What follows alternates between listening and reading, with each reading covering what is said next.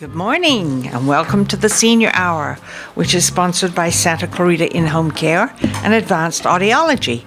I'm Barbara Cochran with my co-host, Dr. Gene Dorio, who wasn't here last week and we missed him. Oh, I've forgotten all about that. I wasn't here last week. No, you weren't. Time Anyway, goes by we're glad you're here. Yes. Anyway. Thank you, yes. Dr. Gene Dorio. Thank you. Yes, and this is your hometown station, AM 1220 KHTS. This is a show for, about, and by seniors, giving information to enhance one's quality of life. And our two guests this morning are Margie Weiss of Oakmont Senior Living.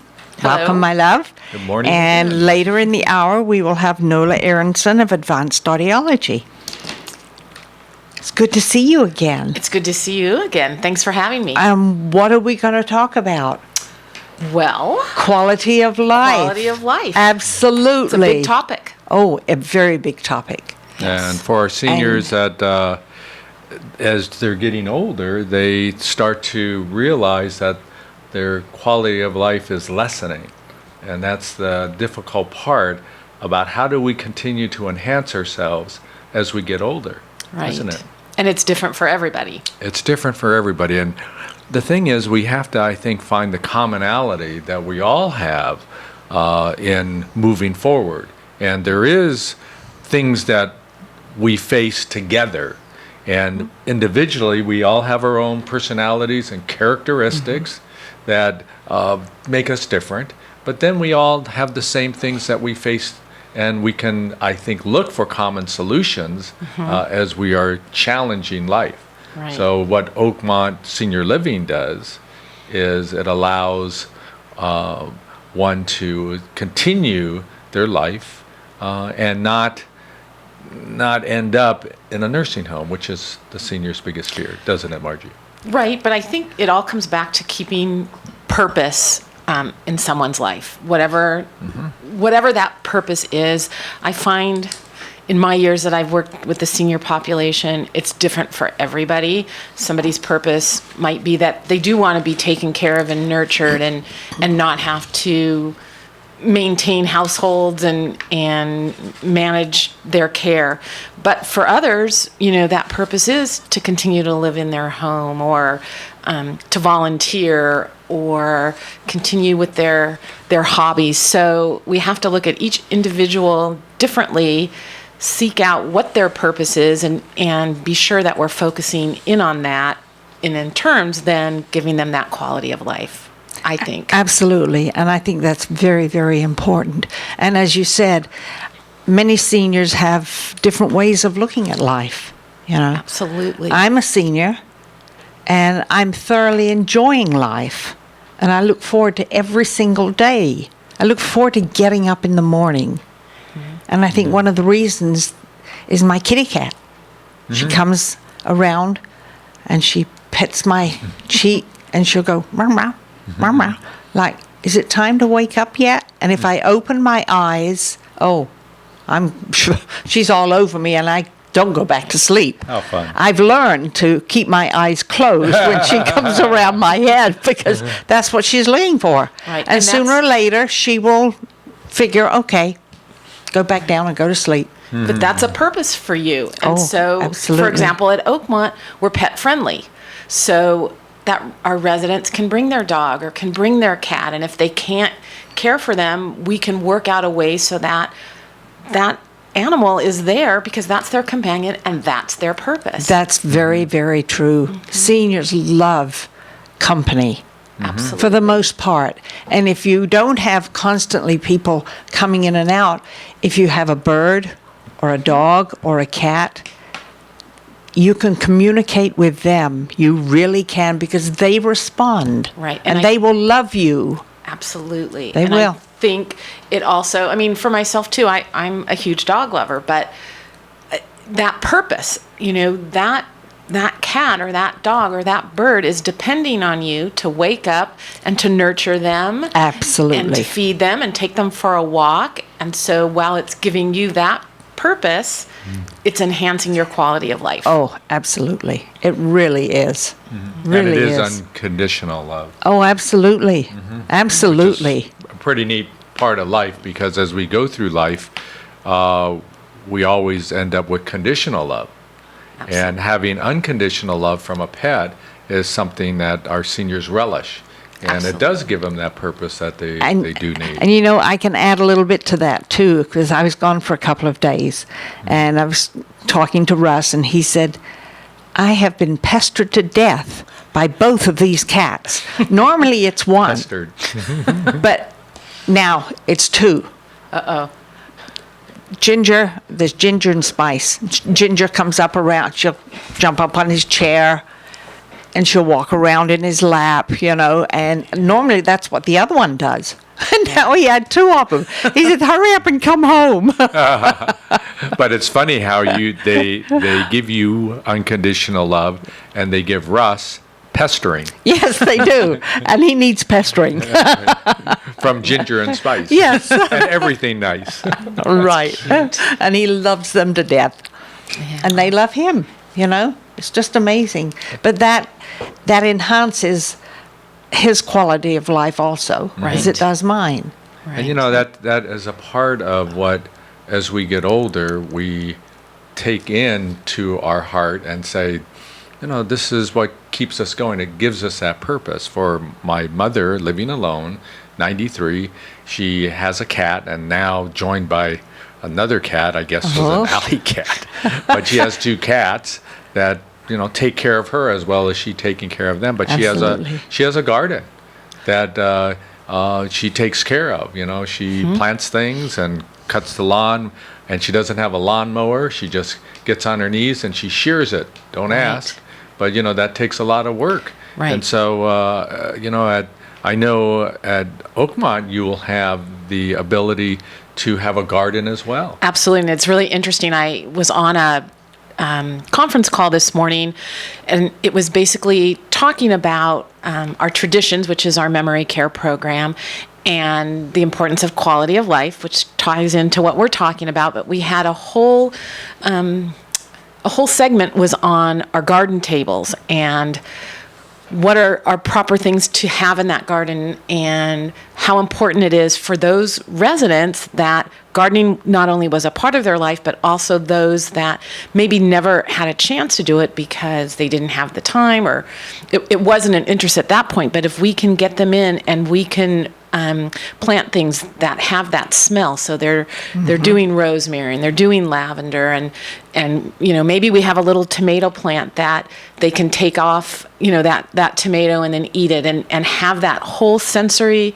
integration. So as you and I know, that's so important with regards to dementia, but it's also it's tactile. They're touching the soil. That's right. They're smelling it. So it's a therapy, it's an engagement, but it also could be a purpose for a resident. And then we take it even further. We tie in the chef so that he's planting his herbs, so he's got herbs to come back and cook with. And then our independent and assisted living residents are also going to have a huge garden and garden tables that they can tend to as well. Mm-hmm. So Now, what do you mean by a garden table?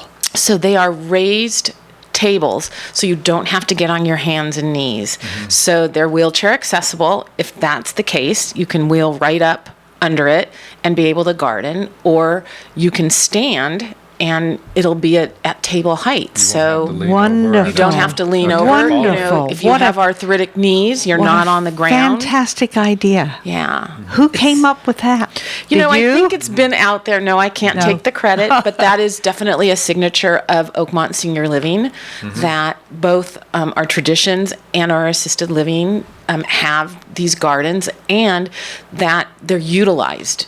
Activity directors will probably have that as a scheduled activity, so that obviously if somebody is responsible to make sure that it continues and grows and it's part of the activity schedule, it'll start to become a routine and it won't go by the wayside. There's that accountability of the staff to maintain it, make sure that we're planting things, that we're mulching, and getting the residents involved in it.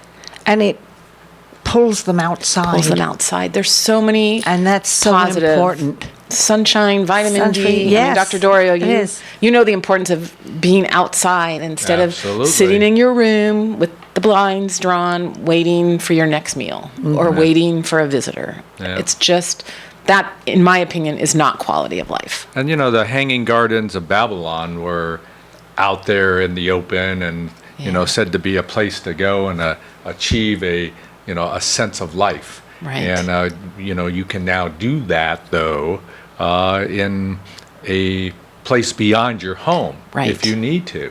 I know when my parents had to move from their large home and downsize when my dad was sick, my mom's one of the hardest things was leaving her rose garden. Yes. She planted them. They were special occasions, and it was so hard for her.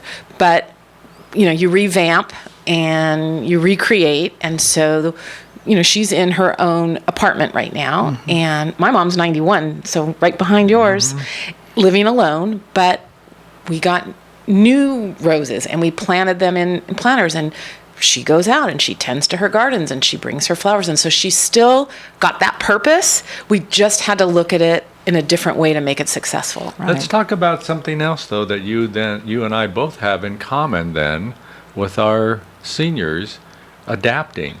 Because it's so hard and difficult to, live life in a certain way, and then a change occurs. And typically it's in our health and our well-being, and we have to turn around and say, what are we going to do now?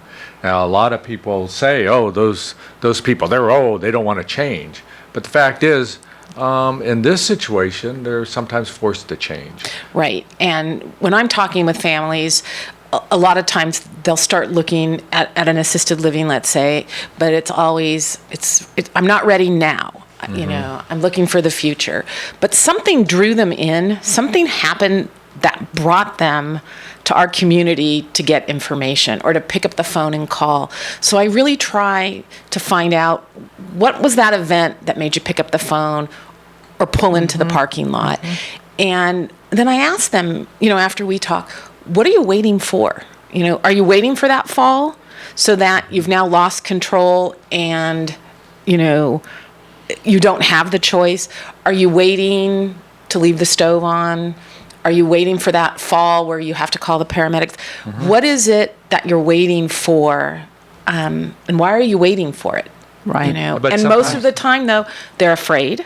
They don't want to give up their independence. They don't want to give up their stuff. They're afraid of adapting. And they're afraid of change. Yep. Absolutely. So I look at it as part of my job, part of my responsibility, part of that transition is to help them through that. And we have that team at Oakmont. We have so much expertise. The team that we are building has so much expertise in senior living.